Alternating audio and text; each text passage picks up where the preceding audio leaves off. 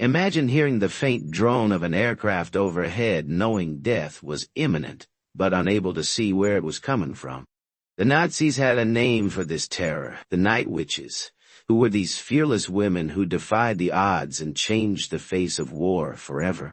During the chaos of World War II, amid the towering giants of military power and strategy, a story of unparalleled courage unfolded. It is the story of the 588th Night Bomber Regiment, later called the 46th Guards, Night Bomber Aviation Regiment, an all-female Soviet unit.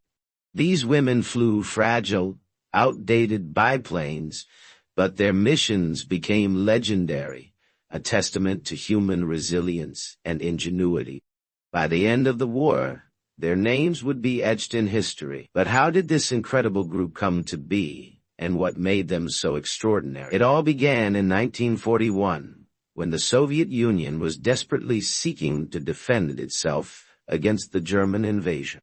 Marina Raskova, often called the Soviet Amelia Earhart, was instrumental in the formation of 3 all-female aviation regiments. Among them was the 588th Night Bomber Regiment, made up of women who were mostly in their late teens and early 20s. These young women, many of whom had barely entered adulthood, volunteered for one of the most dangerous roles of the war. They weren't just pilots. They were navigators, mechanics, and ground crew. They weren't just soldiers. They were sisters united by a common purpose. Now, let's talk about their aircraft. The Polikarpov Po-2 biplane, a relic of the 1920s, was their weapon of choice. On paper, these planes were ridiculously underpowered, made of wood and canvas with a top speed slower than modern cars.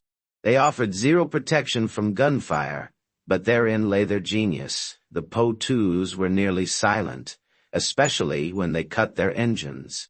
The Germans compared the sound of their descent to the handle of a witch, broomstick in flight, giving rise to the nickname Nachthexen, or Night Witches. The Night Witches operated under the cover of darkness, carrying out harrowing bombing raids with unparalleled precision. Their missions were grueling. Each pilot flew up to 8 missions a night, often navigating without radio assistance. They relied only on maps and compasses. The planes carried no parachutes or armor. If they were hit, there was no escape. Yet they flew anyway. Knowing the odds were stacked against them, they dropped more than 23,000 tons of bombs during the war. They disrupted German supply lines and morale, but what really made the Night Witches legendary was their psychological warfare. They often flew in groups of 3. The first plane would fly as a decoy, drawing enemy fire, while the other 2 glided in to deliver their cargo. They turned their weaknesses into strengths, exploiting the Po-2 slow speed to maneuver around enemy aircraft.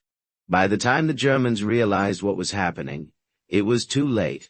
Entire divisions were thrown into disarray, and the psychological impact was profound. Imagine being a soldier forced to stay awake, always on edge, waiting for the faintest whisper of doom above. Behind these daring missions were young women who personified courage and sacrifice. Nadezhda Popova, one of the most famous Night Witches, flew 852 missions during the war. She joked about the luxuries aboard her planes. No radio, no weapons, not even seats, just cushions. Then there was Yevdokia Nikulina, who once returned from a mission with her plane riddled with 42 bullet holes. And yet, amidst the danger and death, these women formed bonds that would last a lifetime. They sang, laughed, and found moments of joy in the darkest circumstances. Despite their incredible contributions, the Night Witches often faced discrimination both during and after the war. Some male soldiers belittled their achievements, attributing their success to luck rather than skill. But history tells a different story.